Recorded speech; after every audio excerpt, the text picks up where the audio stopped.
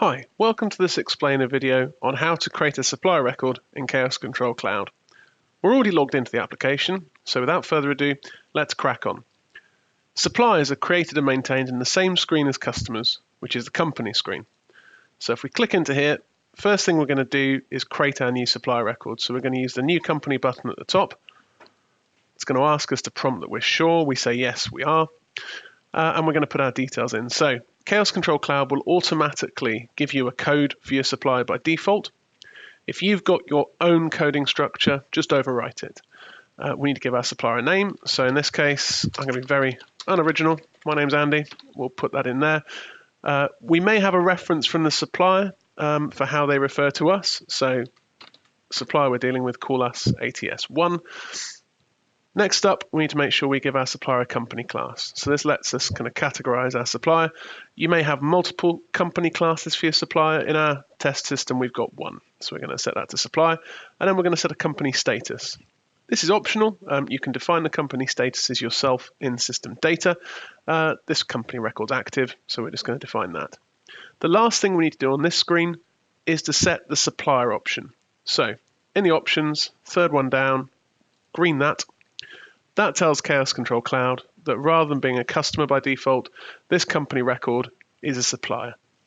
Okay, there are two more tabs we need to look at before we're done. The first is the second tab on the list, our financial tab. And we just want to worry about our purchase ledger terms. So if you've negotiated any specific terms with your supplier in terms of when and how you can pay them, set the terms, set the invoice date. You could also be paying month end, number of months, and then a credit limit if they've defined one for you. So we've had fun negotiating that with our supplier in this case.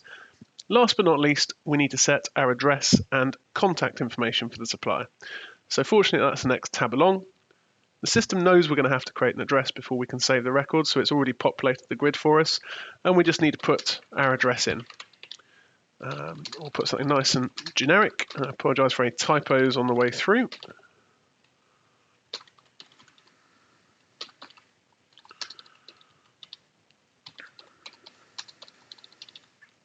And we need to create a contact record against that address.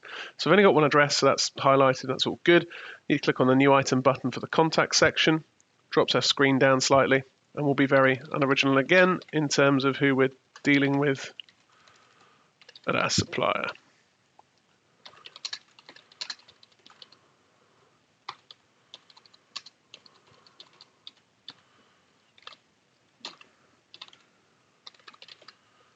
Okay.